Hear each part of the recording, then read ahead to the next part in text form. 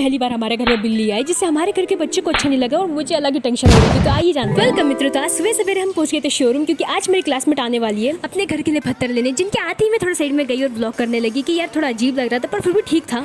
तो हम दोनों छोटे बच्चे बहुत दिनों बाद मिले थे और अब हम बड़े हो चुके, तो बड़ों की तरह थोड़ा दुख सुख की बातें कर रहे थे। तो इसको बाय बाय बोलने के बाद अब मुझे नहीं पता था मैं आपसे क्या बोलूं, क्योंकि मेरे पेट मुझसे बोला था कि बहन खाना खा ले। हाँ, ये कल की एनिवर्सरी की केक है जो कि आज मैं खा रही हूँ। आई मीन किसी को पसंद नहीं आया था, पर मुझे जबरदस्ती खाना पड़ रहा था क्योंकि मैंने तो मंगवाया था। Yes yes I agree. Lunch करने के बाद आपको डायरेक्ट 7:17 को मिल रही हूँ, पर इट्स ओके। मैं सो गई थी। एक्चुअली मैं इतनी एडजस्टेबल प्राणी हूँ कि शोरूम में कोई गद्दा नहीं होता, तो मैं फतरों पे सो गई थी। जरा सोचो, अगर आज फतर बिक गया होता तो मैं आज गाड़ियों के साथ लोड हो रही होती, और अनलोड तभी होती जब मेरे परिवार को पता चलता कि मैं फतरों के साथ बिक गई। फिर आपसे एक बात पूछनी थी।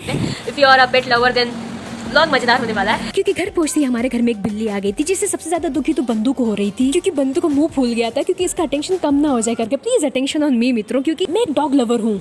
और मैं डॉग तो लवर तभी थी जब 14 इंजेक्शन नहीं लगे थे। अब मैं क्या करूँगी मुझे खुद नहीं पता, पर बंदू के ऐसे मूड को देखकर मुझे बहुत बुरा लग रहा था। इसलिए बच्चे को कैसे बुलाते हैं? वाह, क्या आजा, क्या करना है?